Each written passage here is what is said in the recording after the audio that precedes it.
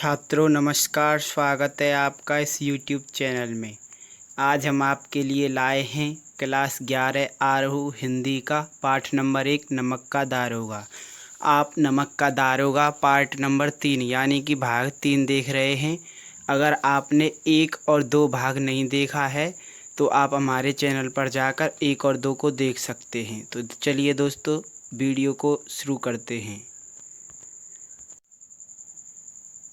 Deputy magistrate ने अपनी तजवीज़ में लिखा, पंडित आलोपीदीन के विरुद्ध दिए गए प्रमाण निर्मूल और भ्रमात्मक हैं।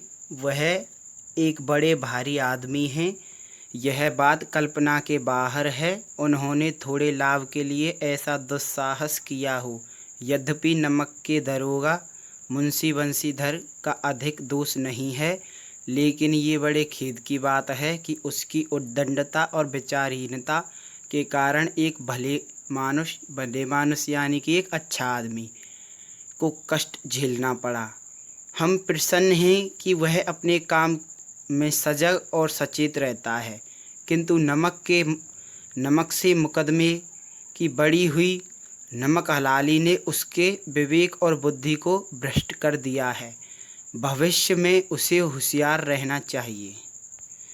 वकीलों ने यह फैसला सुना और उछल पड़े। पंडित आलोपीदीन मुस्कुराते हुए बाहर निकले। स्वजन बांधवों ने रुपयों की लूट की। उदारता का सागर उमड़ पड़ा।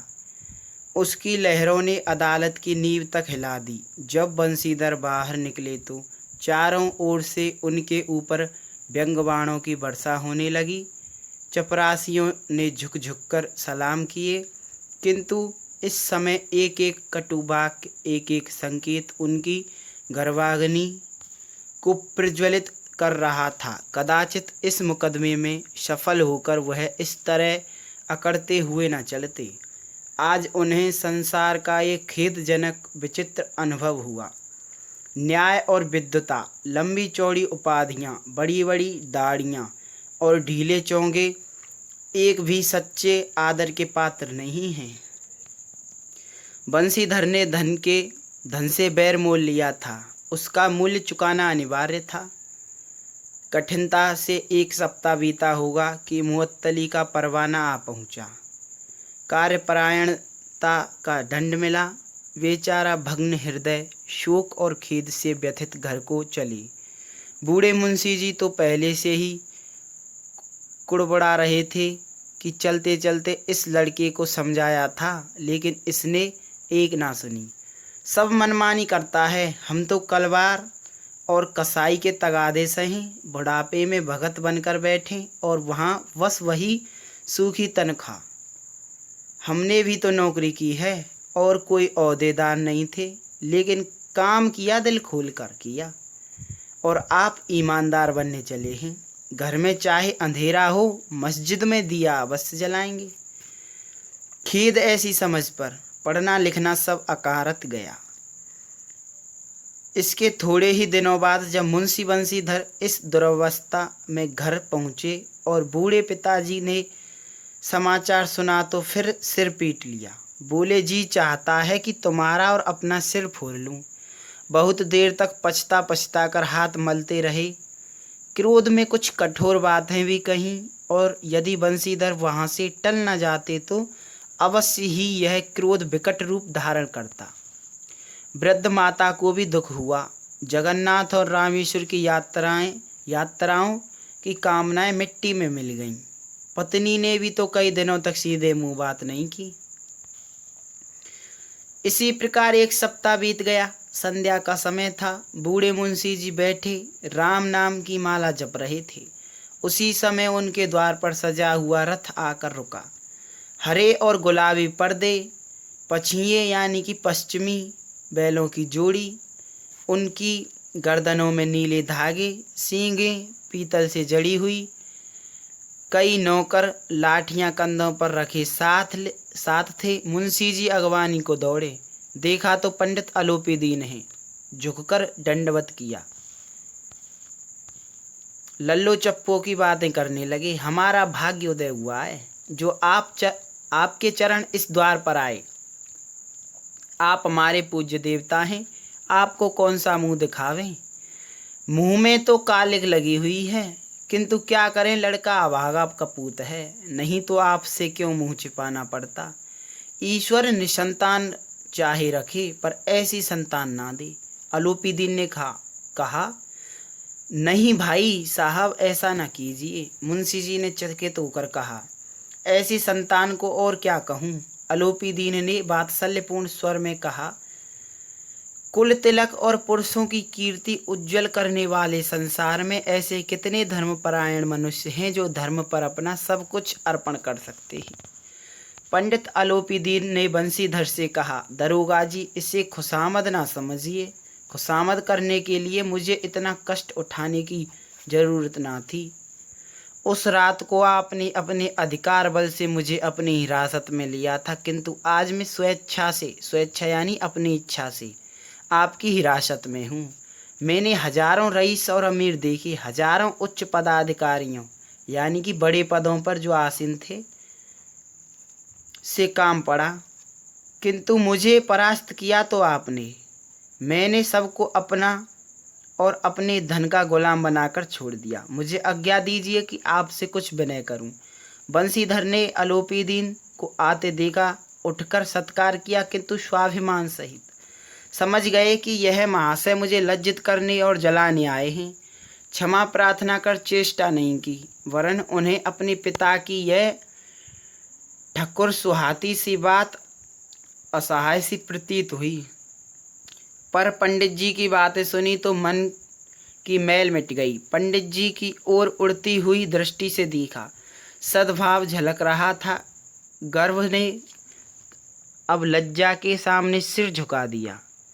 शर्माते हुए बोले, यह आपकी उदारता है जो ऐसा कहते हैं। मुझसे जो अभिनय हुई है उसे क्षमा कीजिए। मैं धर्म की बीड़ी में जकड़ा हुआ था, नहीं तो वैसे ही आपका दास हूँ। जो आज्ञा होगी वो मेरे सिर माथे पर।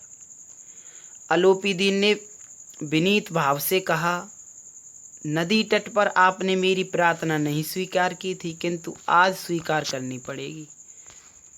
बंसीधर बोले, मैं किस योग्य हूँ, किंतु जो कुछ सेवा मुझसे हो सकती है उसमें त्रुटि ना होगी। त्रुटि यानी कोई गलती ना होगी। अलोपीदीन ने एक स्टाम्प लगा हुआ पत्र निकाला और उसे बंसीधर के सामने रखकर बोले, इस पद को स्वीकार कीजिए और अपने हस्ताक्षर कर दीजिए। मैं ब्राह्मण हूँ, जब तक यह सवाल पूरा ना कीजिएगा द्वार से ना हटूंगा। मुंशी बंसीधर ने उस कागज को पढ़ा तो कृतज्ञता से आंखों में आंसू भर आए। पंडित अलोपीदीन ने उनको अपनी सारी जायदाद का स्थायी मैनेजर नियुक्त किया था। 6000 वार्षिक वेतन था। अतिरिक्त रोजाना खर्च, अलग सवारी के लिए घोड़े, रहने के लिए बंगला, नौकर चाकर मुफ्त दिए। कंपित स्वर में बोले, पंडित जी, मुझ में इतनी सामर्थ्य नहीं कि आपकी उदारता की प्रशंसा कर सकूं, किंतु मैं ऐसे उच्च पद के योग्य नहीं हूं।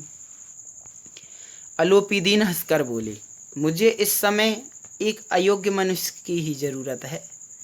बंसीधर ने गंभीर भाव से कहा, मैं आपका दास हूँ। आप जैसे कीर्तिवान सज्जन पुरुष की सेवा करना मेरे लिए सौभाग्य की बात है, किंतु मुझ में न विद्या है, न बुद्धि है, न वह स्वभाव है जो इन त्रुटियों की पूर्ति कर देता है। ऐसे महान कार्य के लिए एक बड़े मर्मज्ञ अनुभवी मनुष्य की जरूरत है। अलोपीदीन ने कलमदान से कलम निकाली और उसे बंसीधर के हाथ में देकर बोले, ना मुझे विद्वता की चाह है, ना अनुभव की, ना मर्मज्ञता की, ना कार्यकुशलता की। इन गुणों के महत्व का परिचय खूब पा चुका हूँ। अब सौभाग्य और सुअवसर ने मुझे वह मोती दे दिया है जिसके सामने योग्यता और विद्वता की चमक फीकी पड़ जाती है। यह कलम लीजिए, अधिक सोच विचार ना कीजिए, दस्तखत कर दीजिए। परमात्मा से यही प्रार्थना है कि आपको सदैव वही नदी के किनारे वाला बेमुरौवत, उद्दंड, कठोर परंतु धर्मनिष्ठ दरोगा बनाए रखे। बंसीधर की आंखें डबडबा आईं। हृदय के संकुचित पात्र में इतना एहसान न समा सका।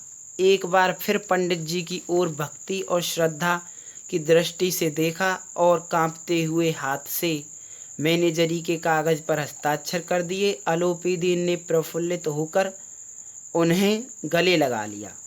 दोस्तों, आज के वीडियो में हमने देखा कि किस तरह धन पैसा है जो धन के पीछे,